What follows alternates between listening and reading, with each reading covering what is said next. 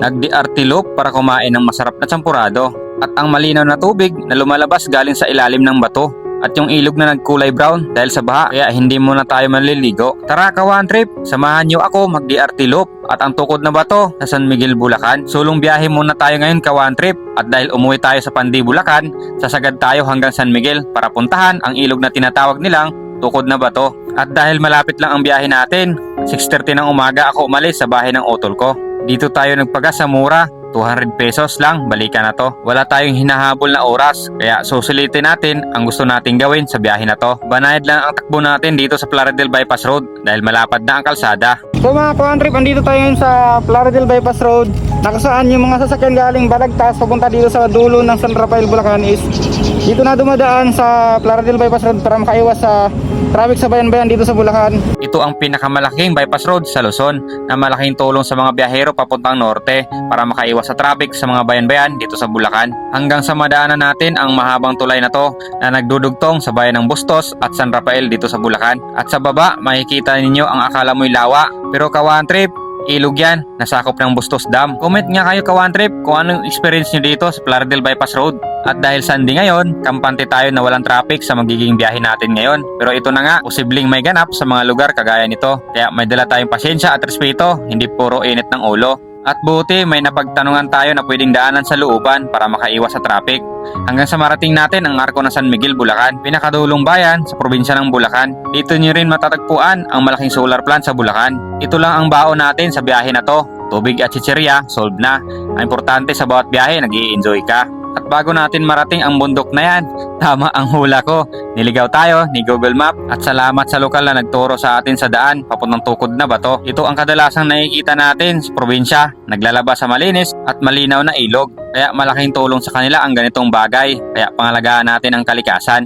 Hindi ko na nakuhanan ng larawan papasok sa pupuntahan natin. 5 minutes lang galing sa highway at 10 minutes lang din ang lakad papunta sa ilog. At kasama natin si tatay, isa sa mga lokal at nagbabantay sa tukod na bato. Sa bawat daanan, mapapansin mo ang mga naglalakihang bato na animoy gusali sa gilid ng daan. Hanggang sa pagbaba namin, dito na makikita ang ilog na nagkulay brown. Dahil umulan daw kagabi, kaya nagkulay kape. At dito tayo tatawid sa maliit na kahoy at susuong sa malaking bato. At pag pumunta kayo dito, ito talaga ang dadaanan nyo. Pero solid ka one trip dahil ito yung bato na nakakatukod sa ibang bato. Kaya para ka na rin nasa loob ng kuweba.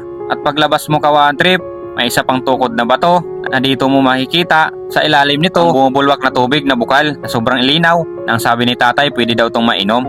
Kaya kahit tuwing tag-init, ito rin ang nagbibigay supply ng tubig sa ilog na to. Kaya mas maraming dumadayo dito at maraming naliligo tuwing Mayo o tag-init. Hindi tayo pinalad na makaligo ngayon dahil bumaha kahapon. Hindi na pa to.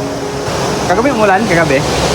Kaya medyo talaga kulay brown kasi umulan kagabi kaya bumaha. Ayan. Kunting baha lang naman pero mabilis lang luminaw yan.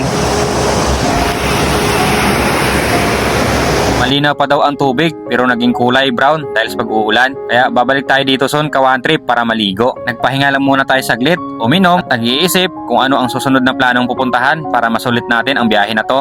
Lahat ng bagay may kwento, simpleng tukod na bato pero malaking tulong sa mga lokal na nangangalaga dito. Katulad din nating mga dayo o pumupunta sa mga lugar kagaya nito. Huwag tayong basta mag-iwan ng mga basura o magsulat-sulat ng nakakasira sa imahe kagaya na lang ng mga nakita ko. Banda yun, ayan. Meron pa meron pa.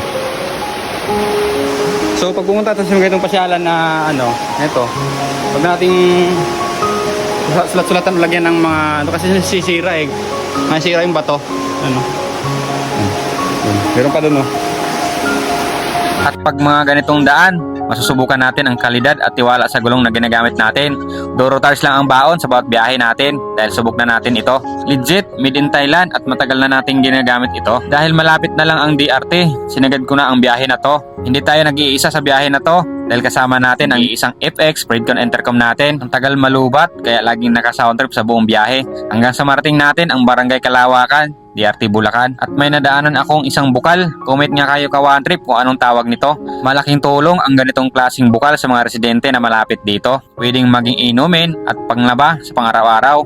At tayo, tamang hugas lang tayo sa sapatos para tanggal putik. At pagkatapos ng 20 minuto na biyahe, dito tayo kakain sa Tila Pilon Hills sa kanilang masarap na champurado. Maganda dito ka-one trip Sobrang nature ang vibes ng kainan at pwede kayong pumunta sa mismong bundok ng Tilapilon dahil nung unang punta natin hindi tayo nakatikim ng champurado. Ngayon masusubukan na natin. Champurado na may cheese na akala mo'y ube. Talagang worth it talaga ka one trip. Pasok sa panlasa kung mahilig ka sa champurado. At nagdikit na rin tayo sa wall sticker nila. Subukan nyo rin mag-DRT. Maraming pasyalan na pwede nyong mapuntahan. At di mawawala ang namimitik sa DRT. Kagaya sa Marilaki, marami din ditong kumukuha ng litrato. Mas payapa at maganda ang daan sa DRT. Kaya mas may enjoy mo talaga ang ganda ng DRT. Kaya pag umuwi ako ng Bulacan, ito ang laging nasa isipan ko, ang umakyat ng DRT. At hindi matatapos ang DRT loop pag hindi mo madaanan ang arko na to ng DRT. Salamat sa panonood ka one trip. Hanggang sa susunod na biyahe natin. Ano ka one trip? Sama ka sa biyahe ko?